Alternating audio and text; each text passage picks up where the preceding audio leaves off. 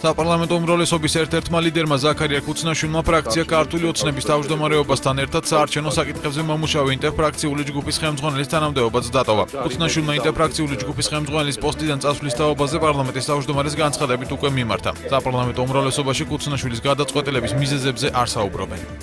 ზახარიამ თავად მე როგორც ვიცი თვითონ მიიღო ესეთი გადაწყვეტილება მას შემდეგ რაც ის აღარ არის ფრაქციის თავმჯდომარე ქართული ოცნების მან მიიღო ესეთი გადაწყვეტილება რომ ის დარჩეს დეპუტატად გააგრძელებს ალბათ ამ ინტერფრაქციულ ჯგუფში მუშაობას ეს მისი გადასაწყვეტია თავისთავად უბრალოდ ხელმძღვანელი როლი აღარ ექნება ეს არის პირადი გადაწყვეტილება მე რამდენადაც ვიცი გავრცელდა მისი განცხადება რომ მან დატოვა ინტერფრაქციული ჯგუფის ხელმძღვანელის თანამდებობა.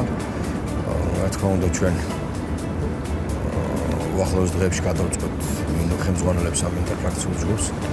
ეს ძალიან მნიშვნელოვანი ჯგუფია, რომელიც არა მხოლოდ ფრაქციებთან მუშაობს, მათ წარმომადგენლებთან, არამედ გარე საპარლამენტო პარტიებთანაც მუშაობს ძალიან ნაყოფიერად.